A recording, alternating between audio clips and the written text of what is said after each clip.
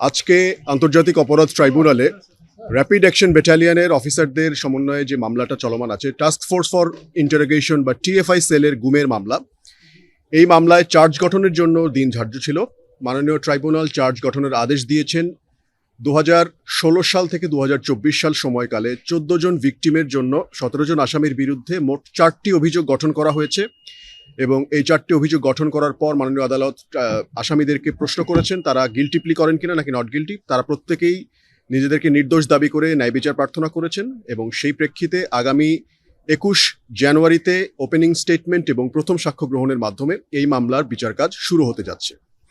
আর দ্বিতীয় আরেকটি মামলায় আসামি জিয়াউল আহসানকে আজকে কোর্টে প্রডিউস করবার ডেট ছিল, সেই ডেট অনুসারে তাকে আজকে কোর্টে প্রডিউস করে গ্রেফতার দেখানো হয়েছে এবং আগামী 4 জানুয়ারি তার এই মামলায় চার্জ গঠনের জন্য শুনানির দিন ধার্য করেছে মাননীয় ট্রাইব্যুনাল। এটা হচ্ছে গুমের মামলা এবং গুম এবং বিচার বহির্ভূত হত্যাকাণ্ডের প্রায় শতখানেক মানুষের বিচার বহির্ভূত হত্যাকাণ্ডের বিষয়ে যে মামলাটি আমরা চার্জ সাবমিট করেছিলাম, সেই মামলার আদেশ এবং চার্জ গঠনের জন্য দিন ধার্য আছে আগামী 4 জানুয়ারি।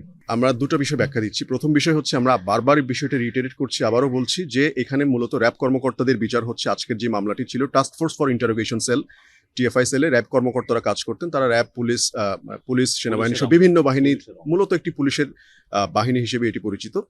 এই বাহিনীতে যারা কর্মরত ছিলেন বিভিন্ন সময়কালে তাদের বিষয়ে মামলা হচ্ছে। তো তাদেরকে বিভিন্নভাবে বিভিন্ন জায়গায় যদি বারংবার সেনাবাহিনী কর্মকর্তা হিসেবে পরিচয় করিয়ে দেওয়া হয়, এটা একটা বিব্রতকর পরিস্থিতি তৈরি করে, যেটা অনাকাঙ্ক্ষিত। এবং এই কারণেই মাননীয় চিফ প্রসিকিউটর আজকে ট্রাইব্যুনালে এই বিষয়টি আবার উল্লেখ করেছেন এবং ট্রাইব্যুনালও এই বিষয়ে একমত পোষণ করেছেন যে এখানে র্যাবের বিচার হচ্ছে কিংবা র্যাবের অপরাধী সদস্যদের বিচার হচ্ছে।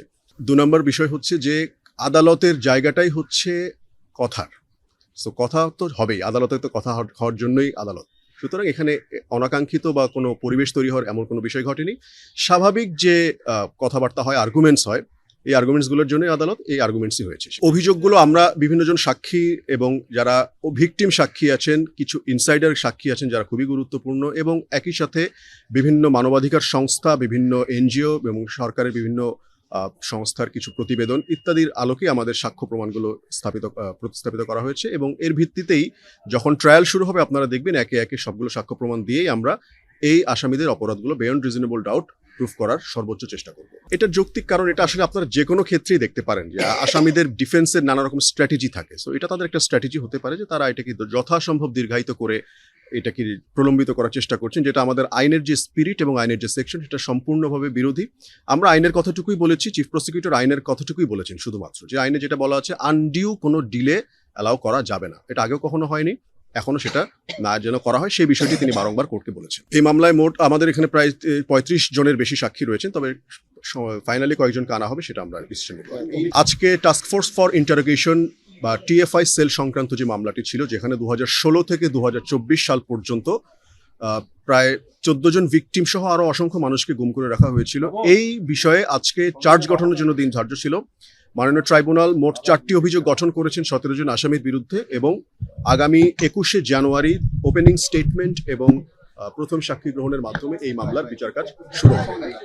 সাক্ষীদের নিরাপত্তাহীনতার বিষয়ে আমরা বারংবারই সোচ্চার এবং তাদের নিরাপত্তার বিষয়টা, যেহেতু তারা এই মামলায় সাক্ষী হয়েছেন, তাদের বিষয়ে যখনই কোনো ক্রেডিবল থ্রেট আমরা পাই আমরা চেষ্টা করছি গুরুত্বপূর্ণ ভূমিকা নেয়ার জন্য এবং এই আদালতের মাধ্যমে এবং অন্যান্য প্রশাসনিক ব্যবস্থার মাধ্যমে সাক্ষীদের নিরাপত্তা নিশ্চিত করার জন্য আমরা সর্বোচ্চ চেষ্টা করি।